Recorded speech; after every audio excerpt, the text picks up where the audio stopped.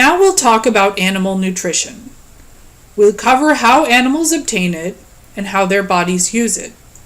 Food that's taken in by animals is taken apart and later taken up into the animal's body where it's used.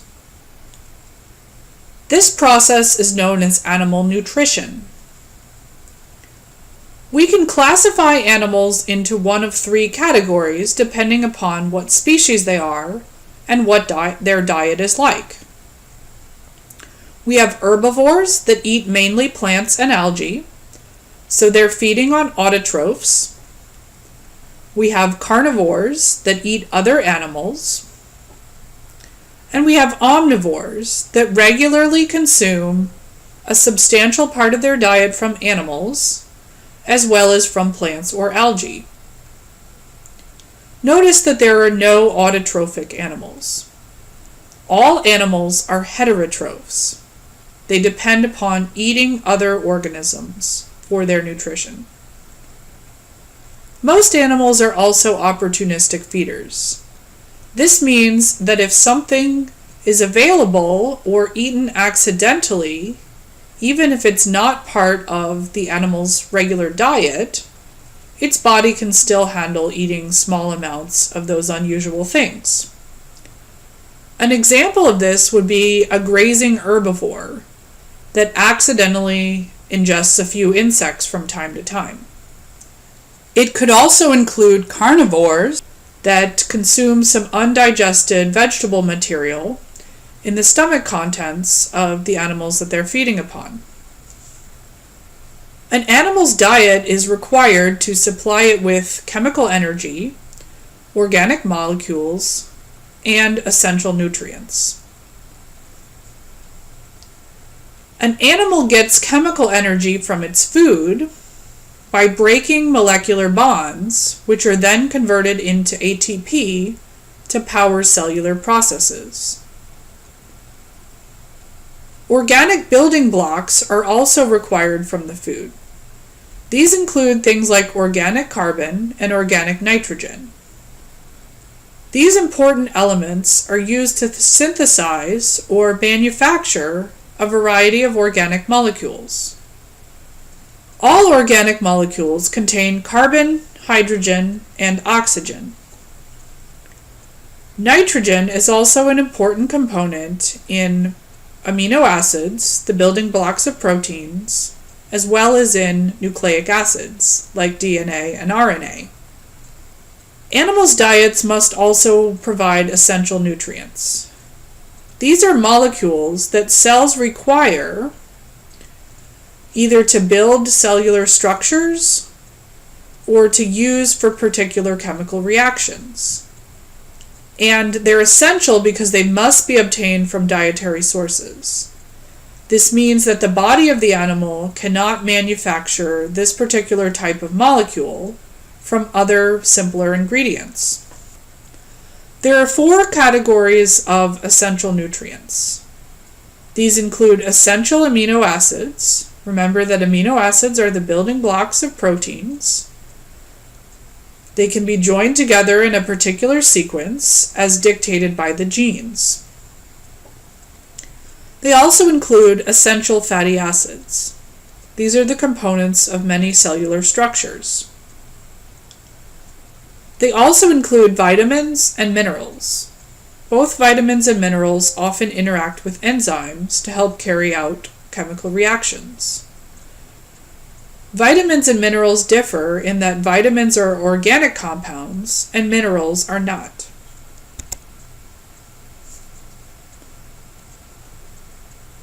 Most types of fatty acids that animals need can be synthesized by plants. So herbivores get plenty of these in their diet. Fatty acids can be converted into a variety of cellular components. These include things like membrane phospholipids, signaling molecules, including hormones, and storage fats. The body needs to store up energy for a later time if it ever encounters a situation where the animal's not taking in sufficient food. The storage fats allow animals to survive times of temporary food shortage. Because these essential fatty acids are so widely available in plants, deficiencies in them are very rare. Most animals have no trouble getting enough of them from a typical diet. There are also essential amino acids. All animals require 20 amino acids in order to synthesize proteins. But many types of animals can synthesize about half of these on their own from their components. As long as an animal is getting enough nutrition, they can break apart other molecules and build up particular amino acids on their own. However, most adult mammals have about 8 or 9 of the 20, depending upon the species, that are essential and can't be manufactured inside the animal's body. These amino acids must be obtained from food in exactly the form in which they're used to make proteins. It's easy for a meat-eating or omnivorous animal to get all the essential amino acids that they need, because these are contained in meat, eggs, and cheese, because the proteins that other animals make contain all 20 amino acids. So we would say that meat, eggs, and dairy products are complete proteins. Most plant proteins contain only some of the amino acids that many animals consider essential. So an herbivore's diet needs to combine particular types of plants in combinations that allow them to get all of these amino acids that they need. Human individuals who eat only plant proteins, those are vegetarians, need to eat specific plant combinations to get all of the essential amino acids. So certain combinations, like beans and rice, together provide all of the essential amino acids. Vitamins are organic molecules that are required in very small amounts. There are 13 essential vitamins in humans. These can be grouped into 2 categories: fat-soluble, that dissolve in fats, and water-soluble vitamins. The type, fat-soluble or water-soluble, affects the way that these vitamins are absorbed in the digestive system. You're probably familiar with the examples vitamin A, that's found in carrots and a lot of other orange vegetables. It's a fat-soluble vitamin, and it's well known for assisting with vision. Vitamin C helps to prevent deficiencies like scurvy, and it's also involved in assisting the immune system. This is a water-soluble vitamin that's very common in citrus fruits. Minerals, like vitamins, are only required in small amounts in an animal's diet. But unlike vitamins, they are inorganic. Okay, many types of metals are essential minerals, and we wouldn't want to consume too many of them. Okay, there are many types that we can overdose on fairly easily. Humans do not want to consume too much iron, magnesium, or zinc, even though these are required in small amounts. These minerals are often involved in enzymatic reactions. They serve as a cofactor that bind to the enzyme and help the enzyme carry out its function.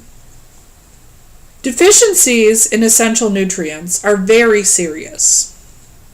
They can cause deformities, disease, and death. It's well known that centuries ago, many sailors developed a disease called scurvy.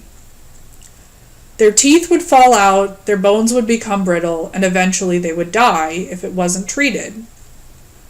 For a long time, people didn't know what caused scurvy, but eventually it was linked to a vitamin C deficiency.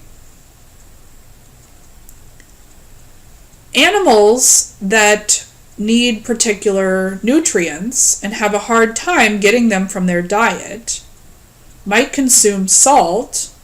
Some of them go to particular areas to lick salts. Or they might chew up materials like shells or stones to get the minerals that they need and prevent deficiencies. Humans often have strange cravings for non-food items if they're experiencing a mineral deficiency. These odd cravings would stimulate a wild animal to go and seek out some of these unusual materials that may be able to correct the mineral deficiency. In humans, the most common type of malnutrition that we see, or deficiency in a particular nutrient, is insufficient amounts of one or more of the essential amino acids. This could occur if a human is not getting a diverse diet, or if they're just eating junk food and not good wholesome foods. Often individuals in poor areas have most of their diet coming from something like rice. It's something that's relatively cheap and relatively easy to get a lot of. If they're not eating very much of other materials, their diet would be deficient in vitamin A. Eventually, this would cause long-term problems if the diet is not corrected in the long term. Because many people in developing nations have difficulty getting other types of foods, scientists have genetically engineered a special strain of rice. The rice synthesizes beta-carotene, which humans can convert to vitamin A in their body. This special rice, known as golden rice, has helped to prevent malnutrition in many parts of the world. Undernutrition is a condition when a diet does not provide enough chemical energy. An undernourished animal might be eating the types of things that they need to eat, but just might not be getting enough. If an individual is undernourished, first they'll use up stored fat and carbohydrates. This is sort of like the emergency storage system for an animal, and it can do this for a short period of time without any serious problems.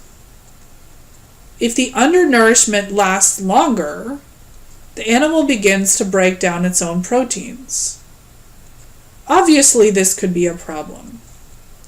Eventually, this leads to a loss in muscle mass, but up to a certain point, it's still reversible as long as the animal finally starts to get the nutrition that it needs and make up for lost calories. Eventually, though, the undernourishment will become irreversible. It can cause an animal to suffer protein deficiencies in the brain, and eventually they will either die or experience long-term serious problems. Scientists have come a long way in assessing nutritional needs of humans and other animals. Scientists have discovered a number of genetic defects that disrupt food uptake and provide information about human nutrition. They've discovered a number of genes that affect the way that humans process certain nutrients. One example of this is hemochromatosis. It causes iron to build up in the body without excessive iron intake. It can be treated by having the person regularly donate blood to eliminate this excess iron. For a long time, neural tube defects were one of the most common birth defects in humans. These affected the nervous system and brain of a young newborn. Eventually, it was discovered that it was caused by a deficiency in folic acid in pregnant mothers. Components of the nervous system were not forming properly early in a woman's pregnancy if the woman didn't have enough folic acid. Since these neural tube defects, including the commonly known spina bifida, can be very serious and cause motor defects and mental retardation, we now take folic acid nutrition very seriously. Food manufacturers now add significant quantities of folic acid to many cereals and many other processed foods. This ensures that most people are getting enough folic acid, pregnant or not. And therefore, even early in the woman's pregnancy, maybe even when she doesn't know she's pregnant, she's getting enough folic acid, and these problems can now be prevented. So you can see that nutritional research is extremely important and has a lot of wide applications.